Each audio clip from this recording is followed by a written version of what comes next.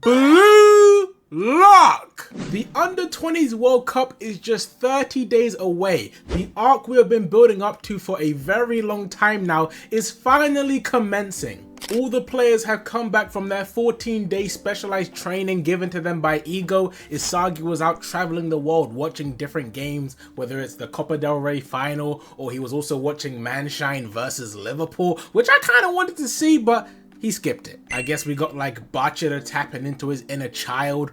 Barou was training with these American football guys. I don't even know what kind of monster they're turning him into, but his training was designed for him to become a king again. Shido doing literally whatever he wants and it all being funded by BLUELOCK. And we got Ren. He's out here fucking meditating. He's trying to hone himself. And with all the players being back, we've got our 23. We have now found out how the games are gonna go. Well, at least the first 3 in the group stage. As we know, Japan are in the group of death. They are grouped up with Nigeria, who were last year's kings of Africa.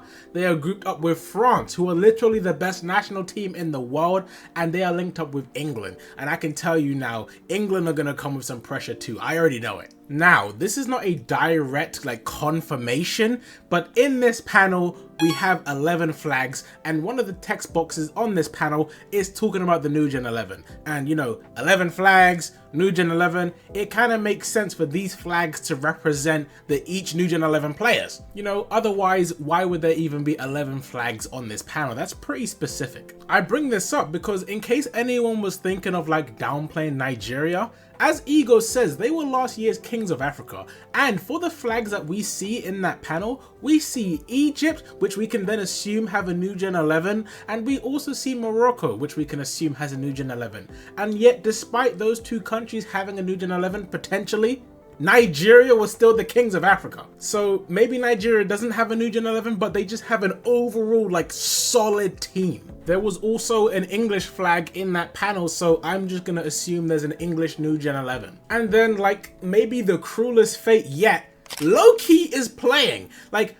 I know Loki is under 20 years old, but come on. I feel like this is a bit below you, Loki. He's a world-class player. He plays on the big stage. And we know that Loki was in the Neo Egoist League solely so that Charles can awaken. And Charles did awaken in the Neo Egoist League. And now Loki is going to be playing with Charles during this Under-20s World Cup. We're going to see a completely different Charles if he's swinging passes to Loki. So we have been told the order of these first 3 games in the group stage. We will be playing Nigeria first, we will be playing France second, and we will be playing England third. Now, right off the bat, I don't know if this is just me or if everyone else feels the same way. The moment I got told that France would be second, I believe they are going to absolutely batter Japan, BLUELOCK, all of us. I say this because France has been set up as this big, massive, large threat where we've seen how Charles was going crazy during the Neo Egoist League. We've had a big threat of Loki for the future setup where he's one of the best players in the world and he is in our age group. And then the icing on the cake, Noah, the best striker in the world, is literally French. Not only that, Isagi made a declaration and he said, Noah, you stay there at the top. That next World Cup is mine. Another reason why I also think that France is gonna batter Japan, other than them just being better, obviously they're the best national team, but it's because you can afford to lose a game in the group stage and you can still end up going through. So if it ends up being a thing where Japan beats Nigeria and then they get absolutely slapped by France, so then they have to actually properly lock in, get a lot better, train, focus more, and then they get a scrappy win or a very intense win against England to go through the group stage, then I can see that happening 100%. One of the things I am also so very excited to see the return of is a 90-minute match. Listen, I love the Neo Egoist League. It's my favorite arc in the entire story. I think it's amazing. But I think it is so restricted by this 3-goal limit thing. To me, the 3-goal limit that was put in place, it put quite the restriction on which characters can be involved in which games, and it kind of made things a bit predictable, because while reading the Neo Egoist League Weekly, a lot of people were predicting the goal scorers of each game and getting them correct. And one of the core things that we see in a lot of sports series is that last minute winner, where there's a few seconds left on the clock and our team, they they emerge victorious with a clutch play. I feel like we was missing that in the Neo Egoist League because there was no time limit on these games. It was literally just first to 3. But we see with the under 20s game, when it was 3-3, the game was intense, and then we get Isagi scoring his luck goal at the final blow of the whistle. That shit hits. So I am so glad with this under 20s World Cup, we are going to be getting multiple games and they will be 90-minute matches. I am very curious on how this team is going to be constructed. The reason I say this is because we still have 4 top tier strikers. We have Rin, Isagi, Barou, and Shido. I'm not going to mention Bachida, don't mention him to me. We're talking striker talks. This is a serious conversation between me and you, so don't ruin it, alright? Now, Isagi and Rin tied #1 in Blue Lock. Rin was the top scorer of the Neo Egoist League, and Isagi had the most goal involvements in the Neo Egoist League. And it makes sense for Isagi to be the striker. He's worked hard, he's got his 240 million value.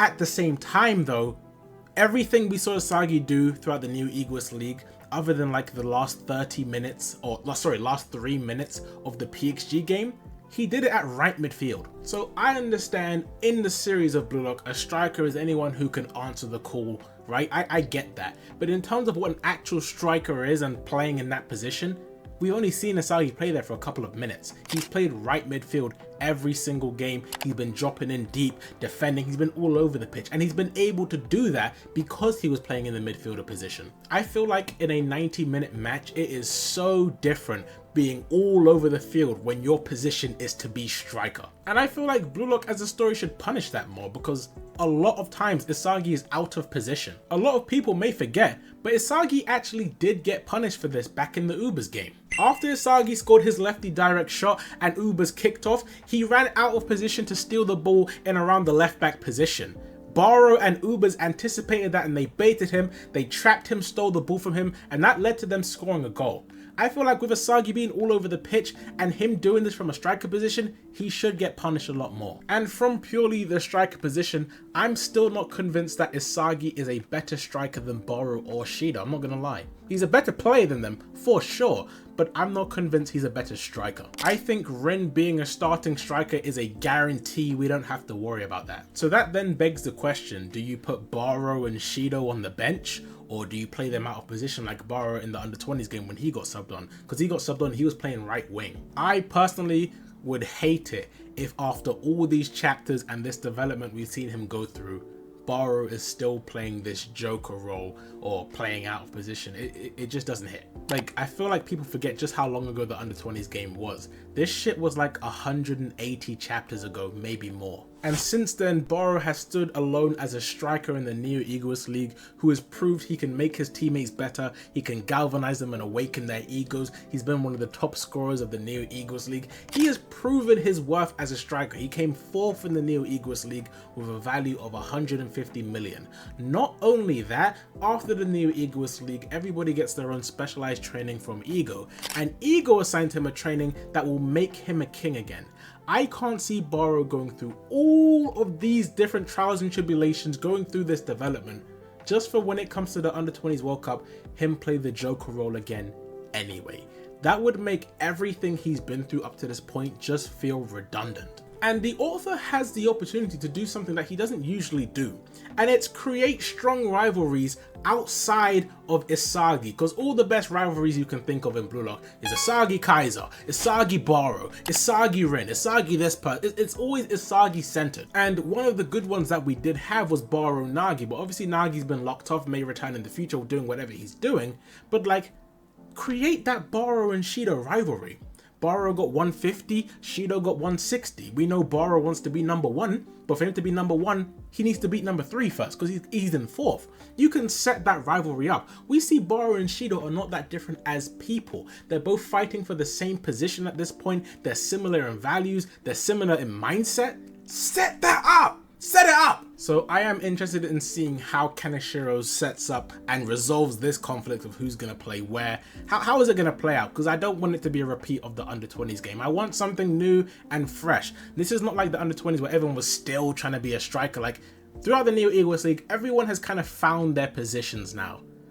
Barou, that's striker. Shido, that's striker. Rin, that striker, Isagi, that striker. So Kaneshiro, what are we gonna work out here? Help me out, let me know. Sorry if this video is just me rambling. I'm just letting off all my thoughts because I am so excited for this new Egoist League. Like, I think BLUELOCK are going to heavily underestimate Nigeria, and Nigeria are going to punish them. And I'm not saying Nigeria are going to win, but I think Nigeria are going to scare BLUELOCK. Like, BLUELOCK might go into halftime down like 2-0 or down 3-1 because they've underestimated Nigeria, and they're gonna need a wake-up call. At the end of the most recent chapter, we've just got Nagi and Igaguri together. If Igaguri ends up being the third person that can be added alongside Nagi and Sayatoshi, I'm not mad at it. I just don't want it to be fucking Kira or Omori's Messi. Omori's Messi, he had all the chances in the world. He was just shit. Like, I hate that Omori's Messi. He was called the Messi of this small city.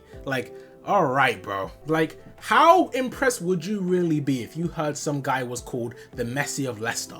The Messi of Birmingham? Like, I'm sure he's okay. He's a pretty good baller, right? But like, I'm not going over the top like a lot of fans do for that guy. And Kira, I don't care who he was before BLUELOCK. That's chapter 2 fodder, man. Well, he wanted to oppose Ego's ideals, and that's what Barasuta wants to. I understand the theory, but that was chapter 2 fodder. He wanted to oppose Ego's ideals, and he failed. Isagi overcame that. Isagi was the one that was supposed to represent Ego's ideals, and that's why he beat him. This manga is not big enough for 2 whitehead characters. If we're having Nagi come back, Kira has to go. If we're having Kira come back, Nagi has to go. Another thing I am also very curious of is, will Kaneshiro continue on the values? Because like, Rin and Isagi, number 1 in BLUELOCK, they both have 240 million.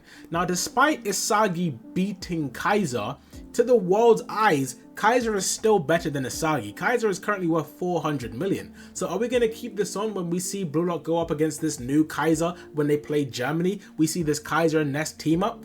Because when we get to see that and Isagi and BLUELOCK end up overcoming that, I want that to finally be the nail in the coffin, where we are finally putting Isagi's value over Kaiser. So he has beaten him, and to the world's eye, he is also a better player. Because to me, their conflict is not done. Isagi got over on him on Manshine, he got over on him on Ubers, he got over on him on PXG. He keeps beating Kaiser, but like, he needs to be a more valuable player to the world than Kaiser is. And if we are doing this value shit, keeping that going forward, I need to know the values of all the new Gen 11. How much is Sayatoshi worth? If we got Lorenzo at 280 million, we got Kaiser at 400 million, Isagi and Rin at 240, tell me what Sai is.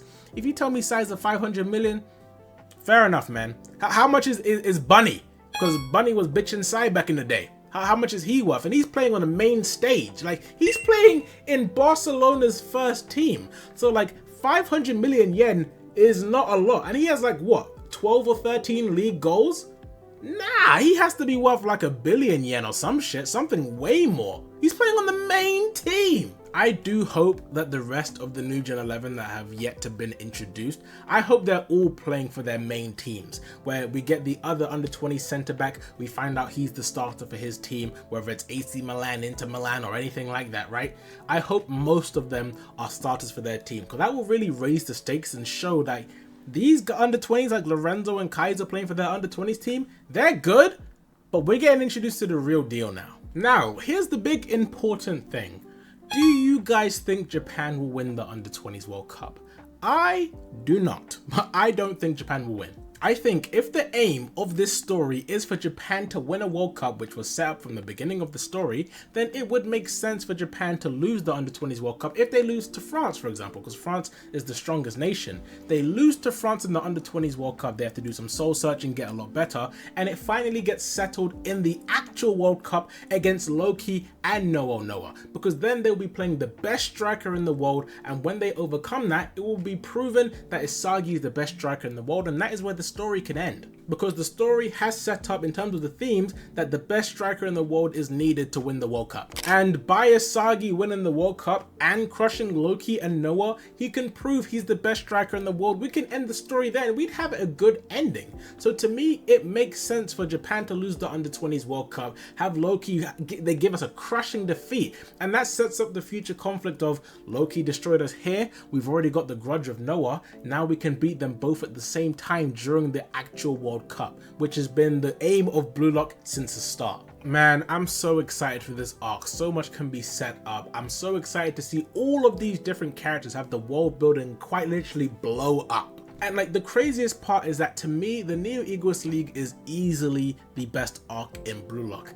And it's so crazy because the Under-20s World Cup has the potential to absolutely blow it out the water and become a way better arc than the Neo Egoist League. And shit, I'm gonna speak early, might become one of the best sports arcs we've seen from any anime/manga. So let me know, who is your favorite character in Blue Lock? Who are you most looking forward to seeing during this Under-20 World Cup? Whether it's a downfall of a character, if it's them turning up, scoring a goal, a game-winning stop by Aiku, a save from Gagamaru, let me know all of your thoughts, because this video, it's had a little bit of like direction issues, I'd say, because it's just me just laying out my thoughts of this arc because I can't contain my excitement. Let me know what you guys think in the comment. If you like the video, drop a sub. We're trying to hit 5k. My birthday is next week, or whenever this video drops. My birthday's soon, so let's get to 5k. But thank you, it's been your boy Croc.